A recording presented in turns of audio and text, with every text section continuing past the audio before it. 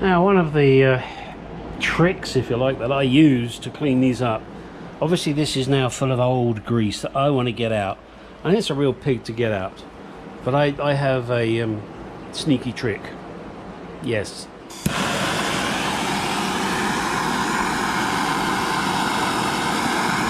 Gets a bit smoky, but it just melts it and it rolls out, and then all you got to do is wipe the inside with a paper towel. But it's also rather fun. Now, you don't have to set the flame down through the middle there, and you know, do it in a well ventilated area for obvious reasons, otherwise you're going to be breathing this shit. Whilst it's not terrible, I'm sure it's not good for you.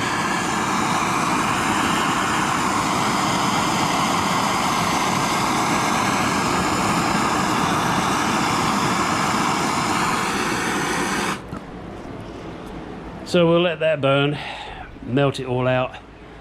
It doesn't do the aluminium any harm, so don't worry about that.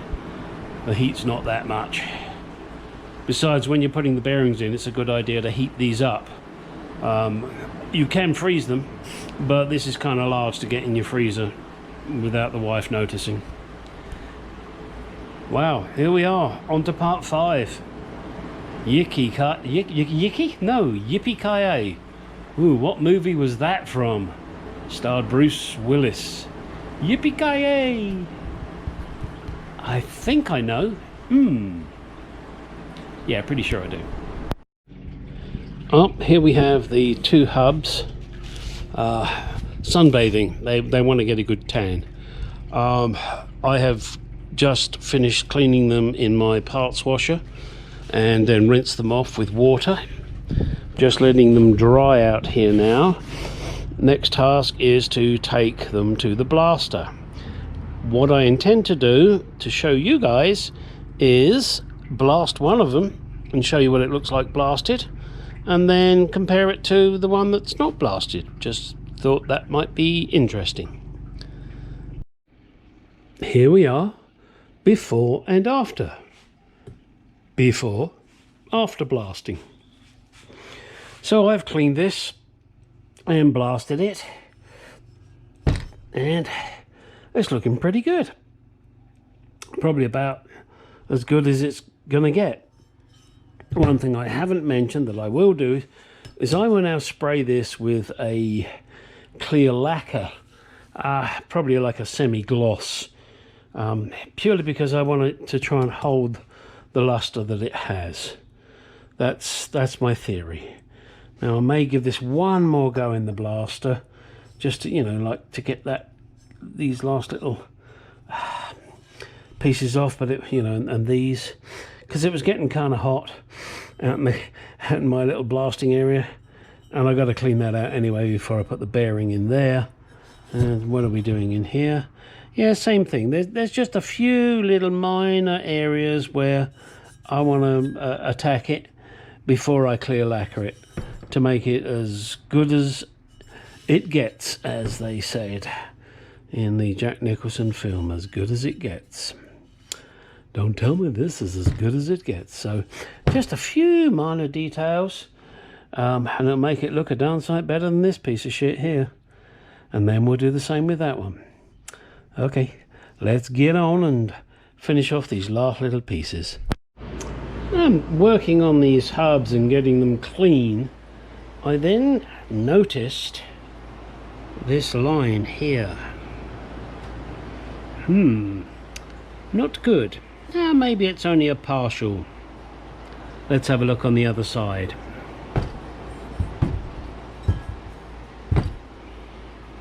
Look at that. That, in my mind, is not acceptable. That could shear, and if that shears, you're in a boatload of trouble.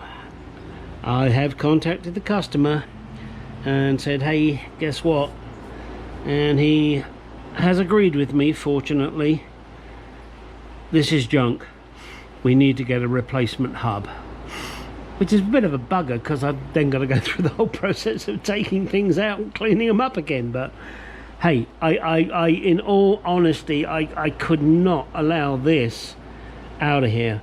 He drives down the road, he gives it some welly, it shears, the thing breaks, and he goes, "Oh, didn't you see that?" That's not acceptable to me, and I'm sure as hell it's not acceptable to him.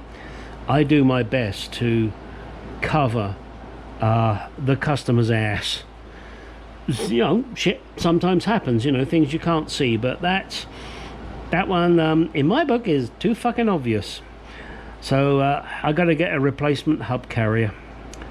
Oh well, never mind, there we go.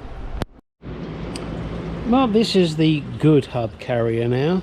I've just given it a quick clear coating to protect it so that it doesn't dull too quickly. Next thing will be to reassemble it, but I won't do that until I get the other one done. And as you just saw in the previous clip, the other one is toast. See, look, this is how it should look, nice and solid. The other one, as you saw, was unfortunately in a bitty sorry state. But okay, I know it was given to the customer gratis, but that's kind of disappointing. It's not cheap to rebuild these, as I'm sure my customer will tell you, but you have to understand that these independent rear suspension, as they are, IRS, are a little complex, and were also used in racing cars. So you have to understand that. It's not like a, I don't know, Dana, whoever. They're not simple. They do need a very close attention to detail, setting up shims, etc. But once you've done that, they are fucking brilliant. They are one of the best rear axles you can get, which is why so many hot rodders use them, and that's what these are going in.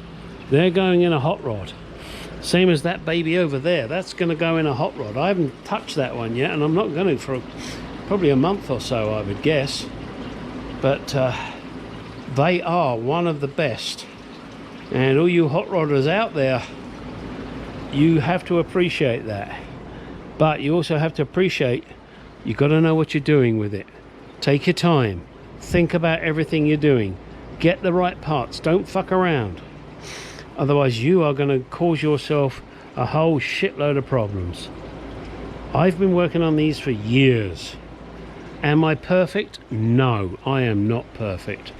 I'm pretty darn good though, which is why people come to me and ask me to rebuild the IRS. I will not get into the internals of the differential. I just don't have the tools. I'm doing this from home. I do not have the tools.